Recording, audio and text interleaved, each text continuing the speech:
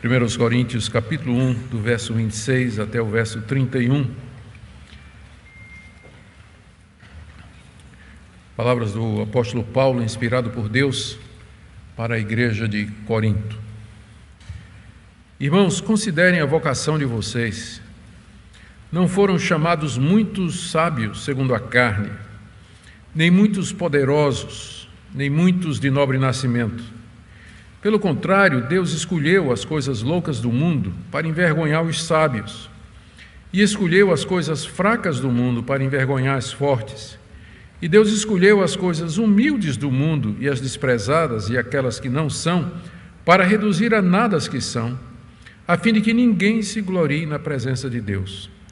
Mas vocês são dele, em Cristo Jesus, o qual se tornou para nós, da parte de Deus, sabedoria, justiça, santificação e redenção, para que, como está escrito, aquele que se gloria, glorie-se no Senhor. Até aqui, queridos, a leitura da palavra de Deus. Oremos mais uma vez, pedindo a iluminação do Espírito Santo. Sim, Deus, estamos diante da Tua palavra e sem que o Senhor ilumine os olhos do nosso entendimento, será apenas letra morta. E nós pedimos que o Senhor a torne viva, que nós possamos aprender dela, aprendamos mais de Ti, da maneira como o Senhor lida com o homem, aquilo que o Senhor espera de nós como igreja. Pedimos conforto, alívio, descanso, instrução.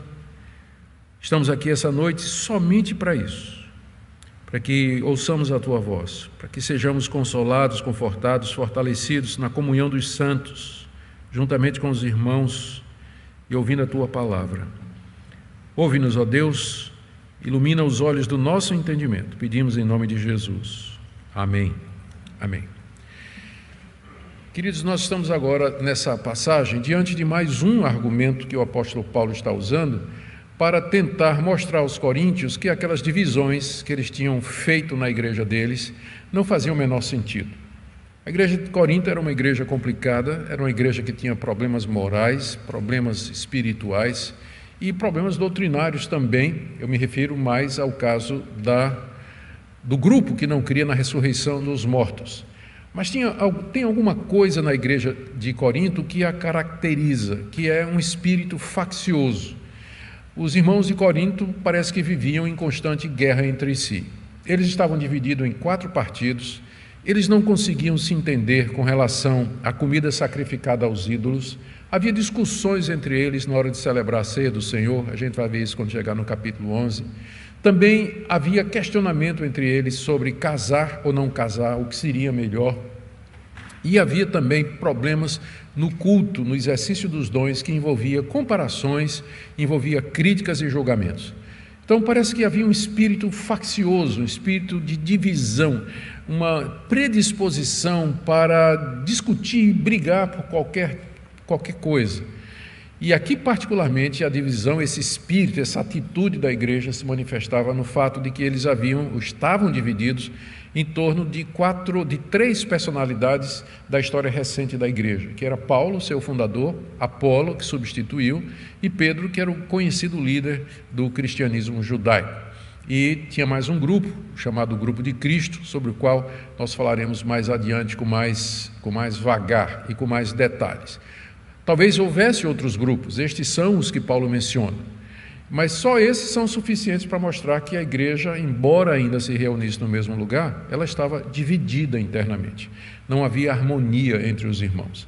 Nós mencionamos, quando estávamos no início do capítulo 1, quando Paulo estabelece qual é o problema, que ele menciona divisões, está aqui no verso 10, que é uma palavra cisma no grego, de onde vem a palavra cisma em português, que significa uma separação por motivos religiosos. E depois ele fala no verso 11 que há brigas, há rupturas entre vocês. Eu disse que essa palavra ela era usada para se referir às rasgaduras de uma veste, uma veste que foi esgarçada. Pessoas brigando e fizeram isso, essa ruptura do tecido. Então, o tecido da igreja estava rasgado, rupturado, por assim dizer, roto.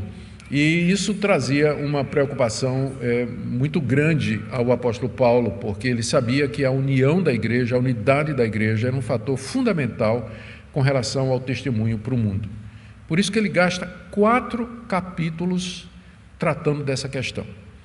4 capítulos.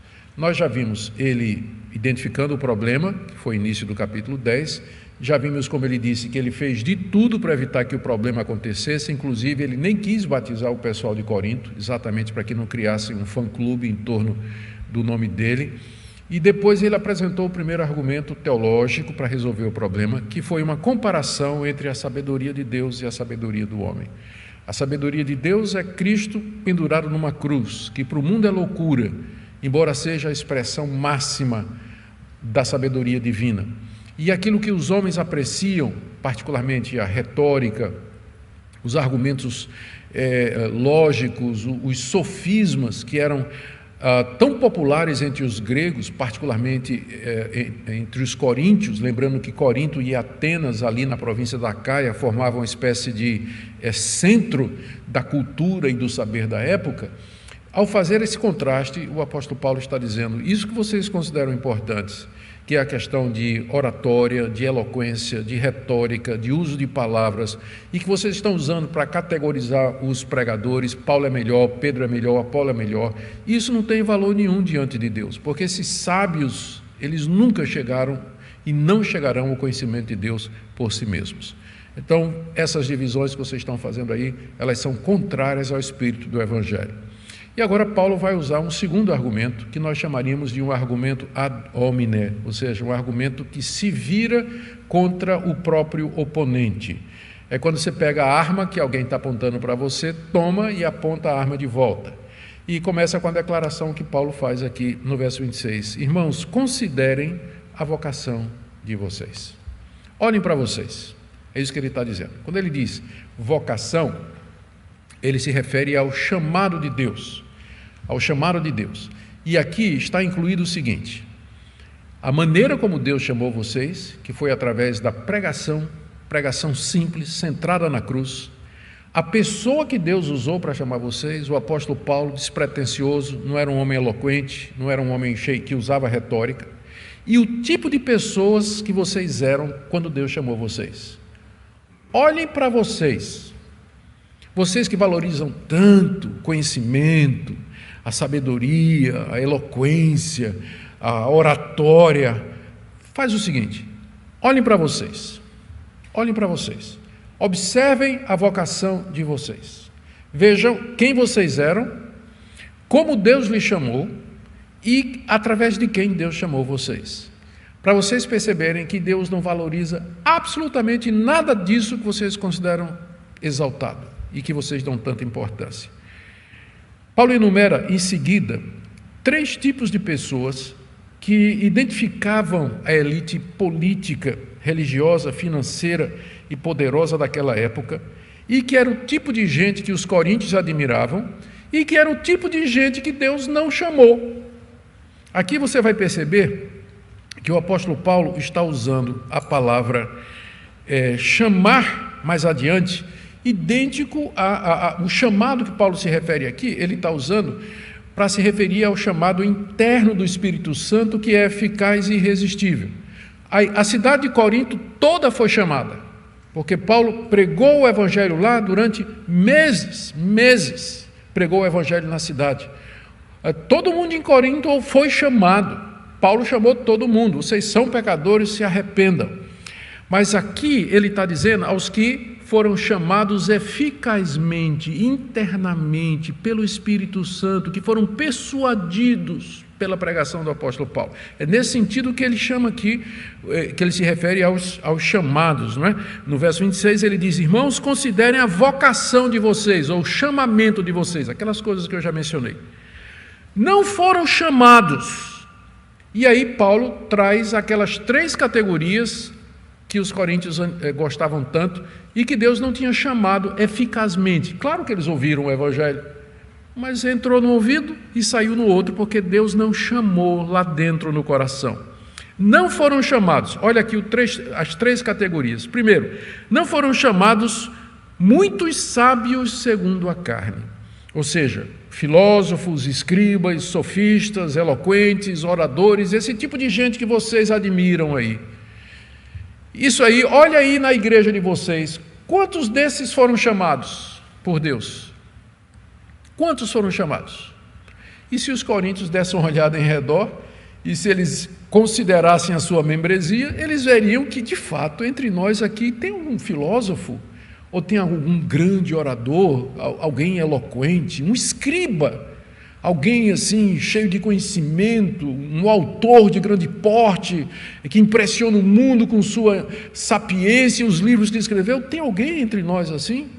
E a resposta seria não. A igreja de Corinto era composta na sua quase que absoluta maioria de gente comum, gente como vocês e como eu. Observem a vocação de vocês.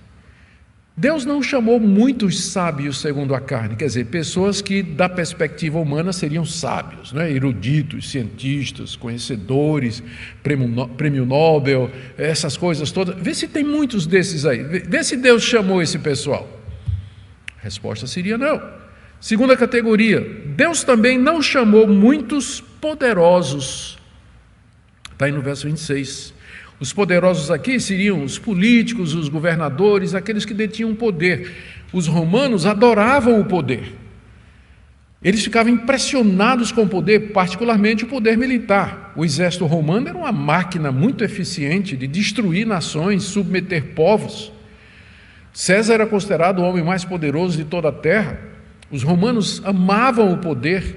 Os judeus também gostavam do poder. Mas Paulo diz, observe aí a vocação de vocês, olha aí na igreja, quantos poderosos, segundo os critérios do mundo, estão aqui na igreja? Quantos são governadores, quantos são presidentes, quantos são reis, quantos são procuradores, quantos detêm o poder político, financeiro e econômico aqui entre vocês? Os coríntios iam olhar entre si, quase ninguém, não tem ninguém não. Deus não chamou, não. Deus não chamou. E a terceira categoria, está aí no final do verso 26. Nem muitos de nobre nascimento. Ou seja, Deus também não chamou muitas pessoas que eram de famílias importantes e, portanto, eram ricas e tinham pedigree, tinham propriedades, eram a nobreza. Quantos nobres entre vocês? Quantos duques, quantos condes, não é? Quantos barões tem aí no meio de vocês, por assim dizer?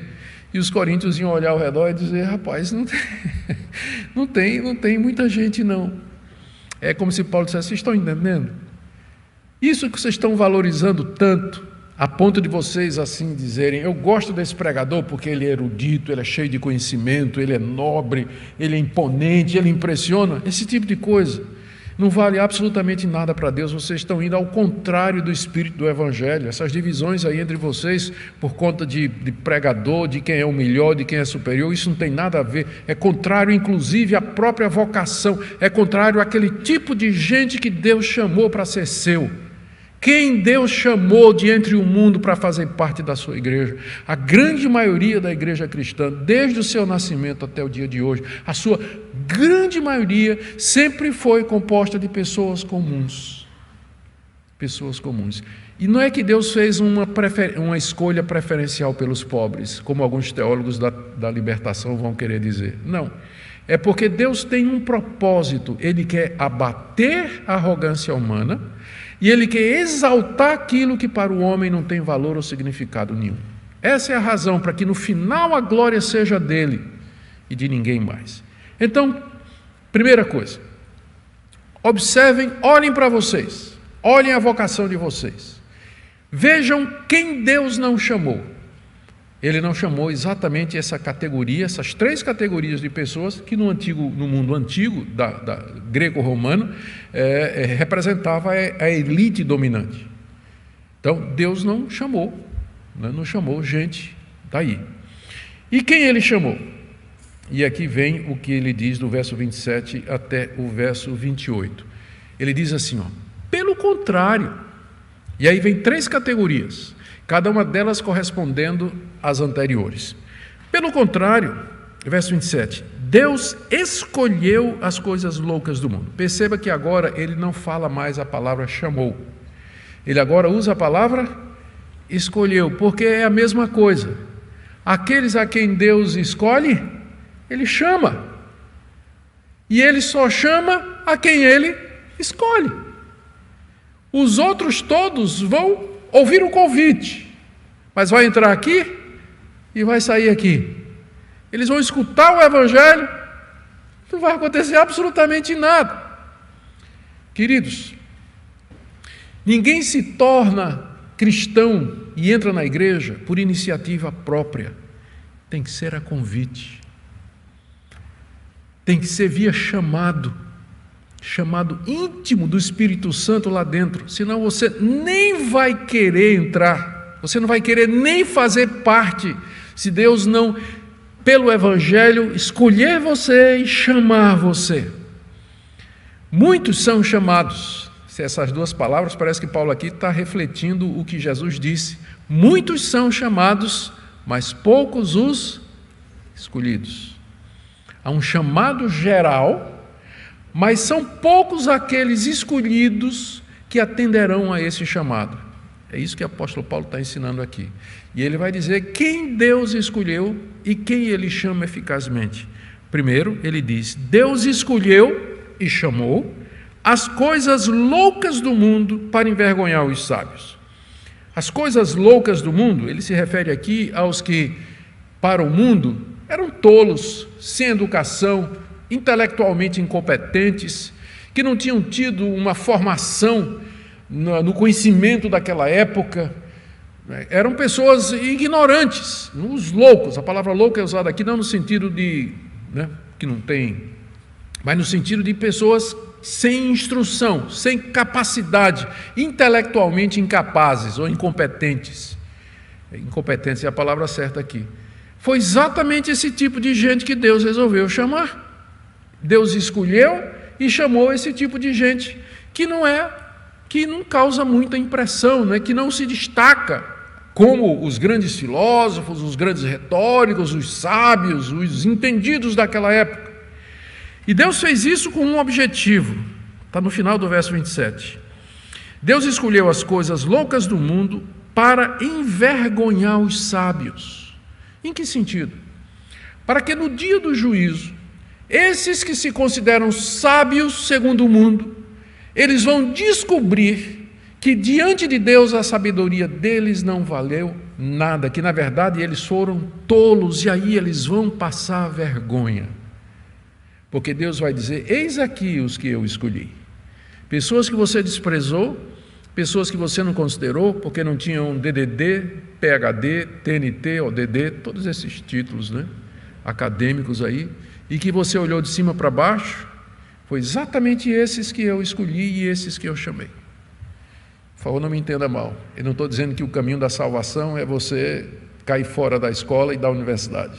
Não estou dizendo isso. Se você puder estudar, estude. Se você puder progredir, progrida. Se tiver oportunidade de avançar no conhecimento, faça isso. Faça isso. Mas o que eu quero dizer é que Deus não se impressiona com isso. E não se impressiona. A escolha dele e o chamado dele não depende de qualquer coisa que ele viu ou previu no indivíduo, como às vezes algumas correntes que querem amenizar a doutrina da eleição tentam dizer que Deus previu, a onisciência de Deus olhou lá no futuro quem haveria de tomar alguma atitude meritória e Deus então recompensou com a salvação. Esse texto aqui está dizendo que não tem nada a ver. Deus chama e escolhe exatamente com base em nada do homem. Nada. Os que teoricamente se candidatariam a ser membros do reino de Deus são exatamente esses que Deus não chamou. Ele chamou as coisas loucas do mundo exatamente para envergonhar as sábias. Paulo continua aqui. E Deus escolheu, estou no verso 28.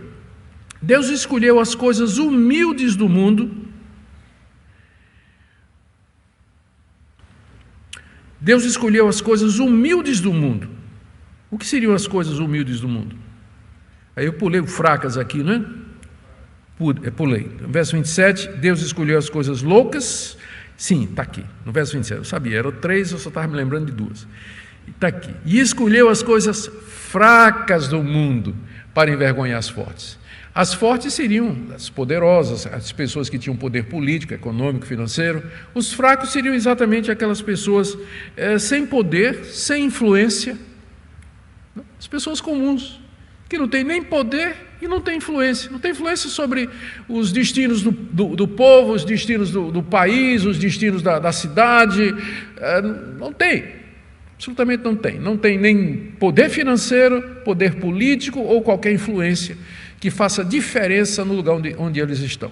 São esses os fracos para o mundo, né? Pessoas que o mundo considera fraca e que usa como gado às vezes. E Deus escolheu exatamente, foi escolher para a sua igreja gente que pertence a essa categoria, os fracos segundo os padrões. Para quê? Pela mesma razão, para envergonhar os fortes, para que no dia do juízo, os fortes e poderosos, eles verão que, na verdade, toda a fortuna, todo o poder, toda a arrogância deles não era nada diante de Deus, era fraqueza diante de Deus, e que Deus optou por aquelas pessoas que a vida toda eles desprezaram e que não tinham o menor interesse, porque eram fracos. E agora sim a terceira categoria, verso 28, Deus escolheu as coisas humildes do mundo, as desprezadas e aquelas que não são.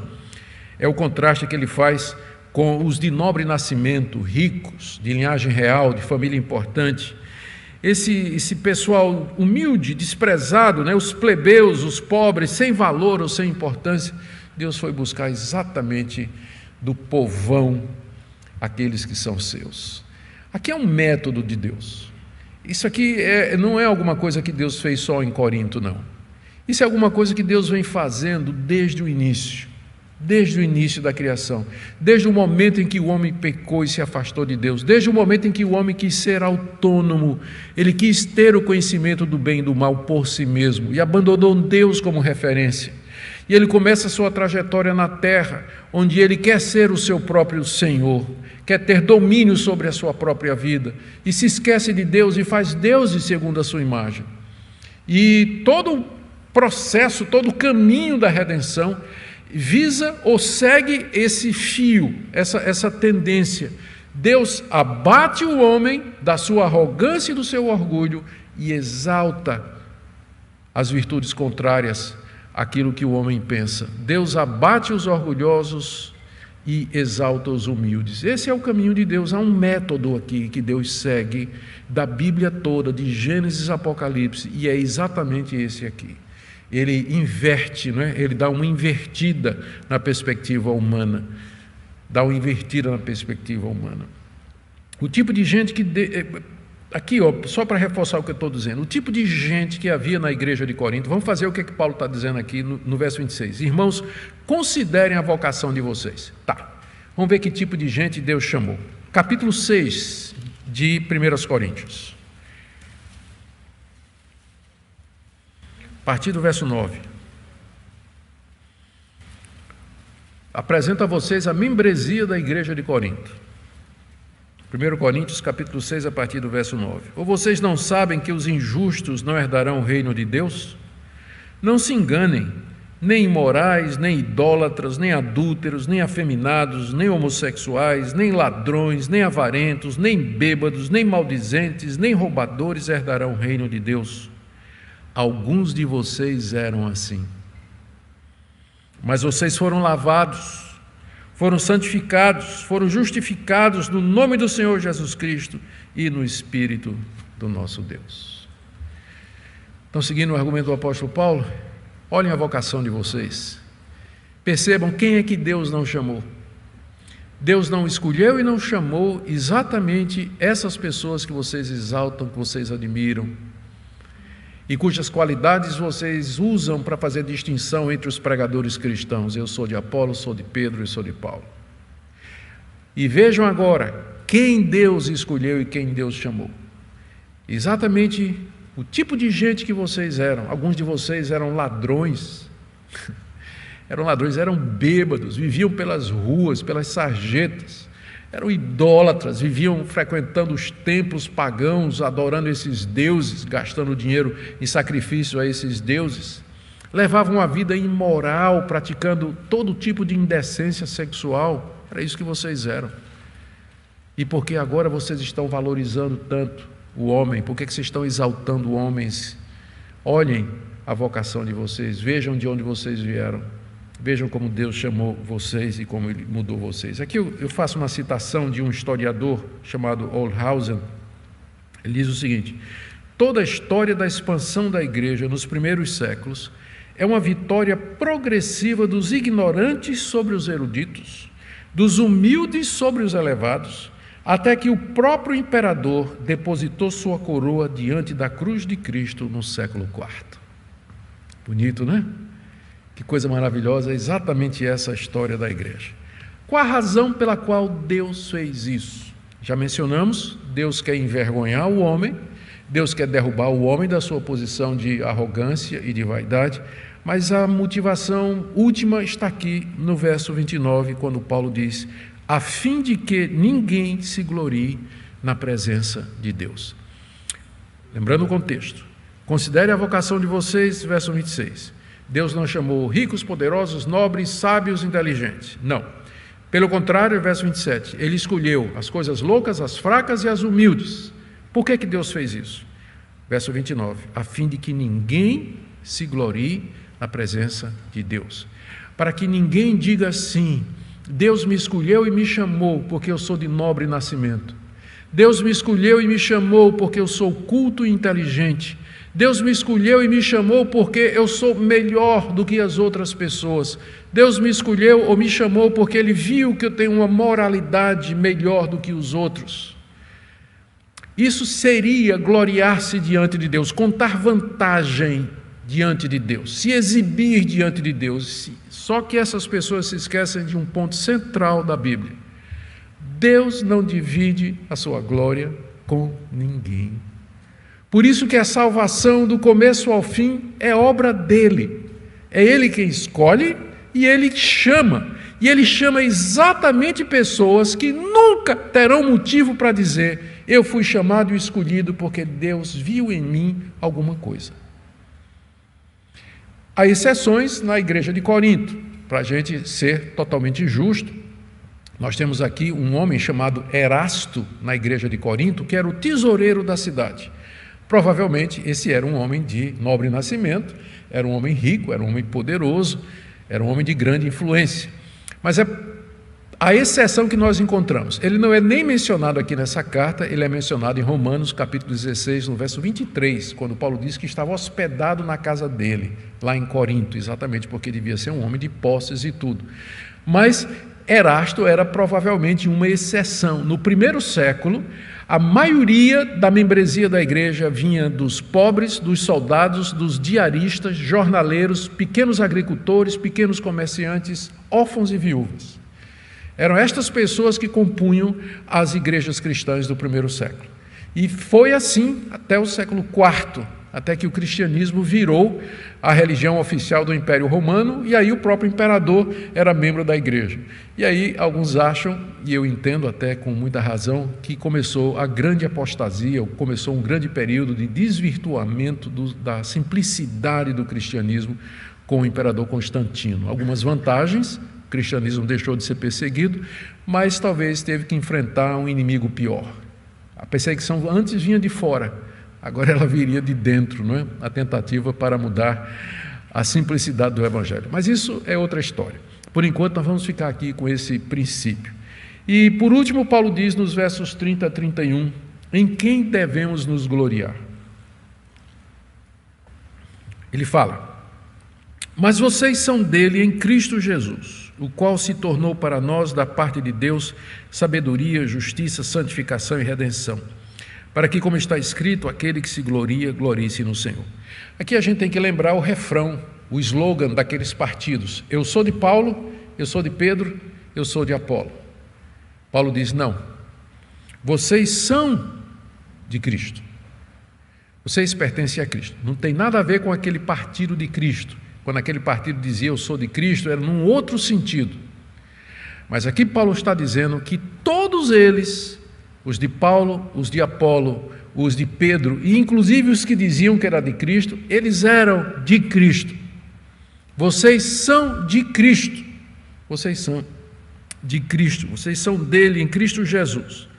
E esse Cristo Jesus, ele se tornou da parte de Deus para nós tudo aquilo que os sábios, entendidos e poderosos do mundo buscam e nunca encontraram. Ele se tornou para nós, da parte de Deus, sabedoria superior à sabedoria humana. Ele se tornou a nossa justiça, ou seja, é em Cristo que nós somos feitos justos diante de Deus, não é pela nossa linhagem, pela nossa nobreza, pela nossa moralidade. Cristo se tornou a nossa santificação, é pela presença de Cristo em nós que nós nos apartamos do mundo, nos apartamos dos pecados, da vida que vivíamos. Lembra da relação da membresia de Corinto no capítulo 6, ladrões, bêbados, maldizentes, gente vivia falando mal, uma vida imoral, uma vida devassa, cheia de idolatria. Eles não eram mais isso, porque eles estavam em Cristo. Cristo se tornou para eles a fonte e o poder da santificação, de uma mudança de vida. Uma mudança de vida e também de redenção, que é o estágio final. Deus nos redime desse mundo mau. Ele nos liberta das consequências finais do pecado e nos faz herdeiros do novo céu e da nova terra, onde habita a justiça. Cristo é tudo isso para nós, da parte de Deus. Então, por que é que eu vou dizer, eu sou de Paulo, eu sou de Pedro ou eu sou de Apolo? Eu estaria me gloriando nos homens, quando está evidente que diante de Deus, Deus não está impressionado com isso. E estes não são os critérios pelos quais Ele escolhe e chama as pessoas. Somos de Cristo, por isso, verso 31, Paulo aqui faz uma citação de Jeremias capítulo 9, verso 23 a 24, para que, como está escrito, aquele que se gloria, glorie-se no Senhor. Você vai se gloriar na sua sabedoria? Você vai dizer assim: eu me glorio no fato de que Cristo se tornou para mim a minha sabedoria. Em Cristo eu sou mais sábio de que o mais renomado cientista que adquiriu o prêmio Nobel, porque ele pode entender de todas as leis naturais, mas em Cristo eu conheço o sentido da vida que ele não conhece. Eu sei a razão pela qual eu existo, sei de onde vim e para onde eu vou. Eu sei a razão de todas as coisas. Cristo é a minha sabedoria. Em Cristo eu sou justo, não de uma justiça minha, mas que vem do que Ele fez na cruz por mim. Em Cristo eu sou santo, não de uma santidade própria, mas da santidade que vem do seu Espírito Santo, mortificando a minha carne, estimulando as virtudes cristãs em mim. Em Cristo eu sou redimido, liberto desse mundo. Estas eram as coisas que os filósofos buscavam. Essas eram as coisas que os estoicos, os epicureus discutiam. Como é que o homem pode ser justo diante de Deus? Ou de que maneira ele pode viver nas virtudes ou alcançar o padrão do homem perfeito? Os estoicos e epicureus faziam isso, queriam isso. E Paulo diz, é em Cristo que vocês têm todas estas coisas. Ele se tornou da parte de Deus para nós justiça, sabedoria, justiça, santificação e redenção, para que aquele que se gloria, glorie-se no Senhor. A minha glória, a minha exaltação nunca deve estar em mim. Nunca. Isso não quer dizer que eu não possa reconhecer diante de Deus. Por exemplo, se você é uma mulher bonita, não faz mal você dizer, eu sei que sou bonita, mas isso é porque eu nasci assim, não contribuí nada para isso. Eu nasci bonita. Então, graças a Deus por isso. Então, se você é uma pessoa inteligente, graças a Deus, não faz mal você admitir. A verdadeira humildade não é você negar a verdade, não é porque tem uma falsa humildade. Não, eu não sou inteligente, não, eu não prego bem, não, que é isso, de jeito nenhum, não. Isso é falsa humildade. Claro que você prega bem, claro que você é inteligente, claro que você é um bom atleta, claro que você é um excelente profissional. A humildade é você reconhecer a verdade a respeito de você mesmo e dar graças a Deus por ela. Eu sou isso sim, mas eu sou o que sou pela graça de Deus. Então, a falsa humildade às vezes é pior do que o orgulho, né? Às vezes é pior do que o orgulho. Na verdade, é falsa humildade e orgulho invertido. Orgulho invertido e é perigoso e sutil, e a gente precisa ter cuidado com isso. Aquele que se gloria, glorie-se no Senhor. Vamos para o fim, algumas aplicações práticas. Primeiro, uma palavrinha para você que está me ouvindo, presencialmente ou pela internet, e que pensa que creem e são salvos porque tomaram a iniciativa de ouvir e crer no Evangelho.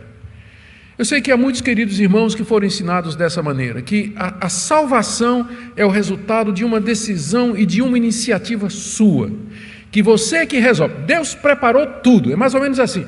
Deus preparou uma máquina de salvação, mandou seu Filho Jesus morrer na cruz, ressuscitou dos mortos. É uma grande máquina com um botão vermelho escrito play. Está lá. Então você que vai chegar lá e vai olhar e vai fazer play. E aí você é salvo. Ele fez tudo, mas tudo depende de você tocar ali. Se você não tocar ali, tudo que Jesus Cristo fez foi em vão. Morreu em vão, derramou seu sangue em vão, ressuscitou em vão.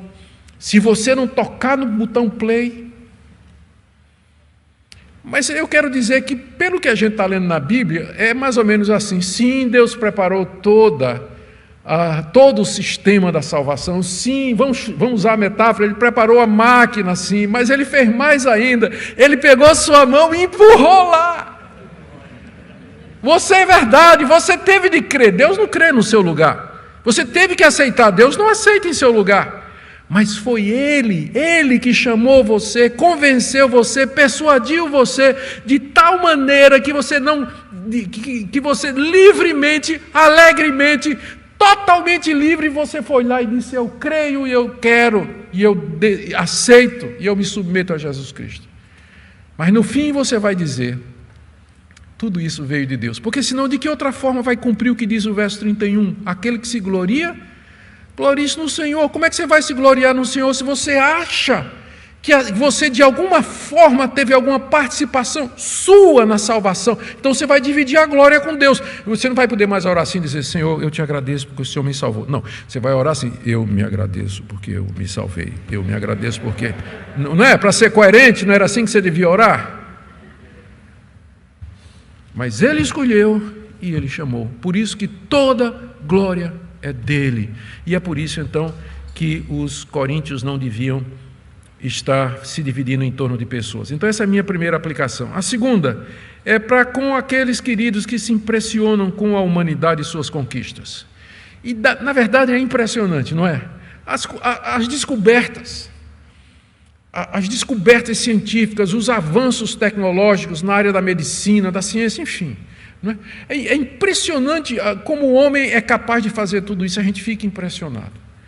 Mas não fique tão impressionado assim, porque existe uma sabedoria superior, existe um conhecimento maior, que procede de Deus e que vai durar eternamente. Não se impressione com isso a ponto de você julgar as pessoas, escolher as pessoas, ser preconceituoso com as pessoas, com base exatamente naquelas categorias que nós descrevemos aqui. Porque não é assim que Deus funciona. Deus não se impressiona com realeza, inteligência, cultura, nobreza, poder, eloquência, retórica. Deus não se impressiona com nada disso. Nós podemos apreciar essas coisas, mas nós devemos dizer que no final elas não cumprem papel nenhum na decisão de Deus em dizer: essa é a minha igreja, esse é o meu povo, e estes são aqueles que eu vou chamar para serem meus. Por isso, não fica dizendo: eu sou de fulano, sou de cicrano ou fulano. Esse é o ponto. Aqui também uma palavrinha para aqueles queridos que gostam de elogiar, lisonjear, exaltar pregadores, pastores e líderes. Como eu já disse antes, é muito gostoso ouvir um elogio.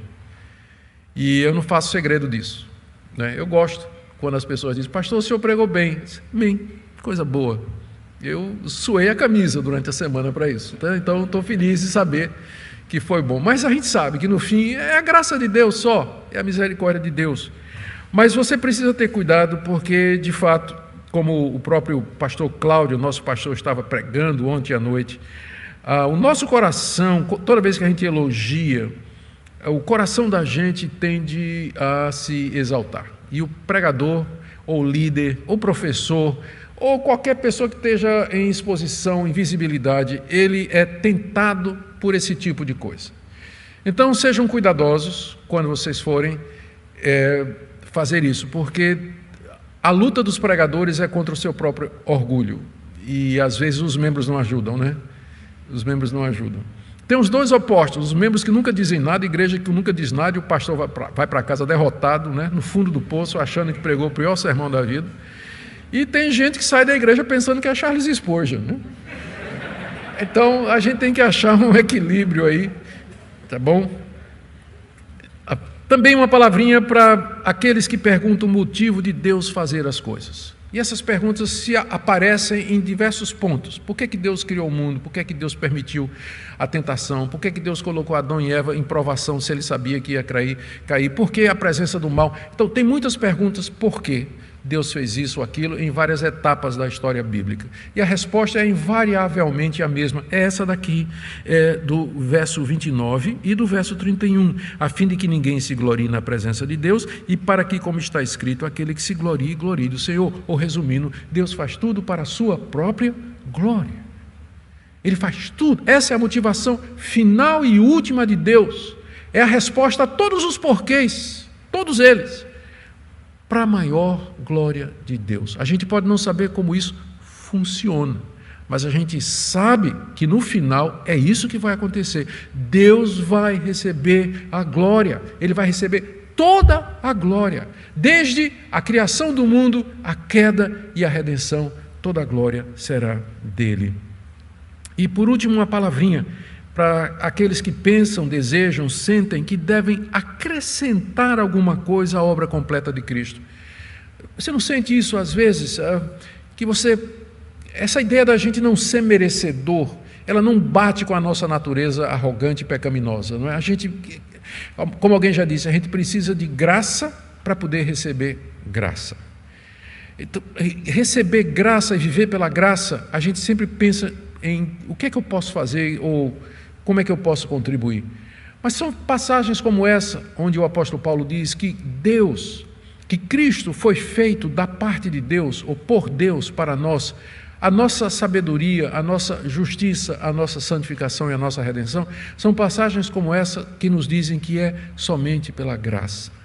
E que você devia aprender a receber isso com alegria e louvar a Deus de todo o seu coração por essa misericórdia infinita, que você pode ser justo, santo e redimido, com base nos méritos de Jesus Cristo. Não é com base em linhagem, não é com base em sabedoria, com base em nobreza. Essa é a pegada do texto, né? É toda essa. Não é com base em nada que Deus viu na raça humana, mas é pura e simples graça soberana. Amém? Que Deus nos conceda essa graça de aprender mais sobre Cristo, de confiar mais nele e de depender mais nele, porque é daí que vem paz, vitória sobre a angústia, o descanso espiritual. Tem gente agitada espiritualmente, não é que é crente, mas vive agitada o tempo todo, mas é aqui que você vai encontrar descanso espiritual, quando você finalmente repousar no Senhor Jesus e descansar nele todas as suas ansiedades e as suas angústias. Amém?